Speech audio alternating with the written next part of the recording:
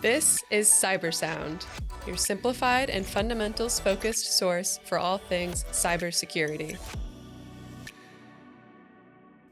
Welcome to CyberSound. I'm your host, Jason Pitfalls, joined by Steve Maresca and Michael Grandy. Hey, guys. Hello. So I think we're going to try to probably do this podcast in a little bit of a shorter time frame because we're going to talk about a pretty specific topic. But it's one that we get requests and have discussions around all the time, which is really data management. How do you know the data that you have? How do you understand where that data exists within your environment, and then how do you manage it, right? Sure. And I know, Steve, in preparation for this, you said, "Hey, there's a disclaimer I want to make immediately, right, to really lay the ground for this." Yeah, we hear all the time, "I'm not a target. We don't have any sensitive data." And the truth is, every single organization on the planet with employees or bank accounts or a public image they want to protect has sensitive data: HR, benefits, payroll, credit cards, bank statements, you name it. Right. So I'm going to say this. You don't want to make it more complicated than you have to. I feel like one of the challenges we talked about avoiding the word governance because it feels like it makes it so much more formal, and it can be, of course. But in reality, a lot of our discussions are not much more complicated than what data do you store and where is it? And that second question is always the most complicated part, right? And really, the motivator for that is do you have to prove how you handle it to any interested third party? Right. That could be an auditor, could be one of your customers or prospective clients. That's really what you're concerned about and that sort of thing. Prove how you handle it, and at the same time access it when needed, when called upon for different use cases. I'm thinking about something more from the sort of HR, payroll, benefits perspective for employees that maybe haven't worked for the organization in several years.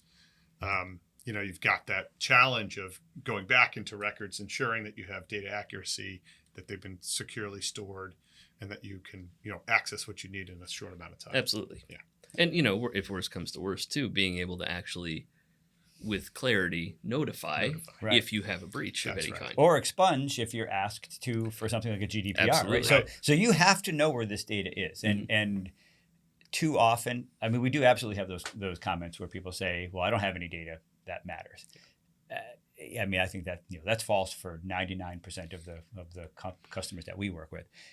And then typically, I think people have maybe a false sense of where their data exists. They believe that it's all located within a system of record, right, and not sprawled on people's laptops, right, or printed out and left in places on copiers, et cetera, right? And invariably, even if a really robust corporation has a data warehouse or a system of reporting that's maybe managed by a third party, the truth is people are using it all the time. Right. They're extracting reports, they're saving it in their systems. They're not putting it in file shares or protected locations. They're emailing PDFs of certain documents.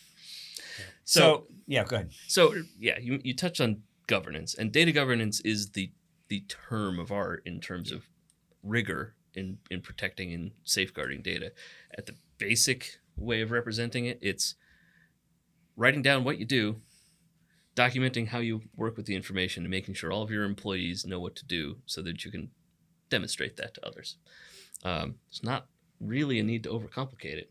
If you don't have a lot of data, it's a very simple thing. If you're a large organization with decades worth of stored information, you probably have several years of effort to make that sort of a sound conversation. I have a question as it relates to sort of third-party integrations and understanding how, let's just use a payroll service or maybe a benefits administration service.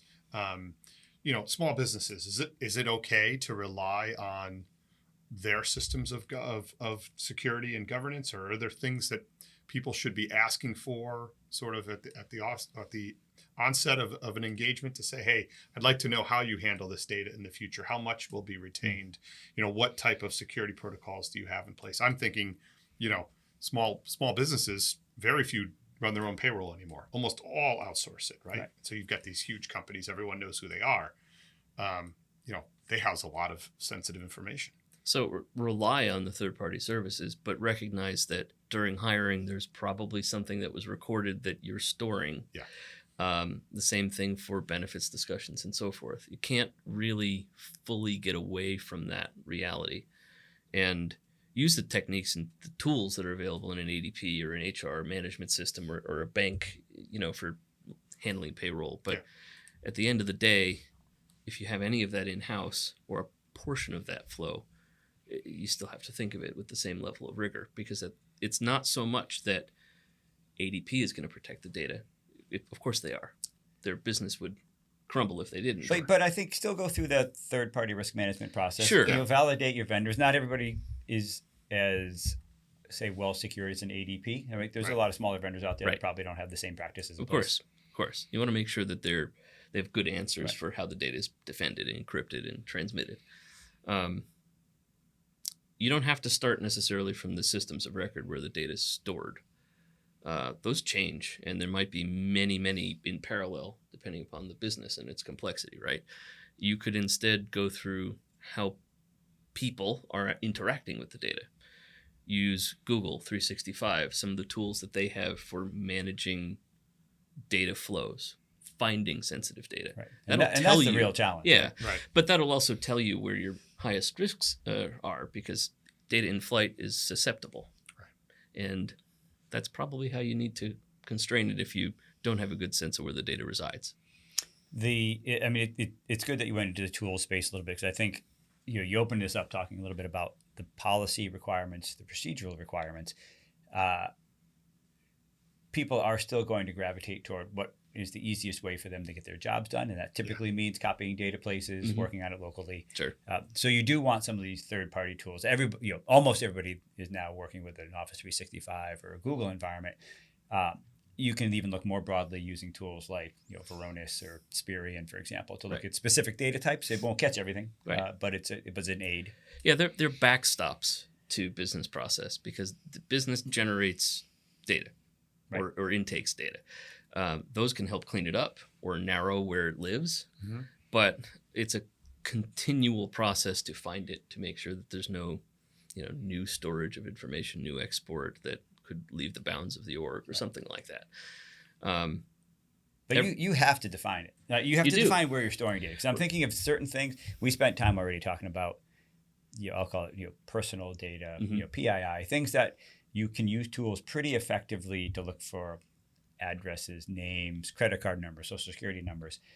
Much more difficult to have a tool look for CUI or FCI in that sort of DoD space, which we work in, right? So you do have to know the types of data that you have. Maybe some of it's defined contractually for you already, and where do you store it? And you might not have tools that can find that for you. And ultimately, that's what data governance is. Yeah. It's in listing the things that matter to your organization or that you're obligated to fulfill in a regulatory capacity, the sorts of data that are associated with it, and then as a result, what roles in the org, what departments, what systems need to be considered as things to protect. Right. Michael, you were talking a little bit about retention at the beginning of this. Yeah, I was just going to say it. Feels a little bit like long lost are the days of just hold on to your tax returns for 7 years, right? That I just remember hearing that when I was growing up. Well, it still remains the assumed practice everywhere, but for all data, we have to keep that for 7 years, right? Yeah, exactly. It's just sometimes it feels that there's made up numbers, and then you have to really go down the well of what am I required to do? How much do I need to retain this for prior employees and benefits administration, and that's just the business aspect of things, not just the customer data aspect. And it's not all defined in regulation. I remember dealing with data like IT records, IT logs, things like that, and in the state of Connecticut, their language was keep that data as long as it is administratively useful. Right. There's no time frame associated. So that goes back then to that policy and procedure space where you say we maintain X record for 3 months, 6 months, a year, and then adhering to what you've written down. Unless obligated to retain for a certain period, the timing involved is one of structured convenience and just imposing like a deadline for the org to follow. Yeah, that's it. It's a control of liability too, because if you have a disposal practice, you're shredding your documents, you're deleting your data on a regular basis. Yep. If you don't have it, it can't be disclosed, and it can't be a notification. Yeah, issue. I mean, there's a strong argument to be made that shorter time frames for keeping data information is better, right? Unless, of course, you're running afoul of laws. Right. So. And I want to note on a very specific item where orgs like communications and PR firms, they often think, hey, all of our data is public. Well, that's partly true, right? Because they might be working with orgs that have material impact to their revenue based upon arguably public information that passes a certain time threshold. The same types of considerations apply. It's not sensitive in the sense of regulatory sense, but it definitely has negative impacts if it's disclosed when it shouldn't be. After that date, public, but worth considering. Yeah, I mean, in short, so I think we're gonna have a company on as one of our guests that is in the data disposal business, right? The data destruction business. So I think our goal will be air this first as a bit of a primer around what data governance is and how important it is to protect your data and understand where it is. Every organization has this challenge. I mean, every single one. And really to go back, because I think it's so important to go back to what you said. If you don't think you have confidential or sensitive data, you're mistaken. It may not be as much as an ADP, but you've got it. And you need to understand where it is. You need to protect it. And some easy takeaways, because there are some actual things to do if you've not approached data governance in a holistic and deliberate way. Make a list of where your data exists. Is it a third-party system? Is it an internal database? What is the data that resides in those locations? Are you obligated to report? Is there a legal or a public relations impact if it gets disclosed? Define that. There will be some decisions that fall right out of it just by thinking it through in a constructive way. That's it. Yeah. Great. Yeah. Write things down. Know where it is. Protected the best. So much of our business is, did you write it down? All right. Well, I mean, I think that's enough. That's probably enough data governance. It's hopefully enough to get people thinking a little bit about the fact that they probably have data.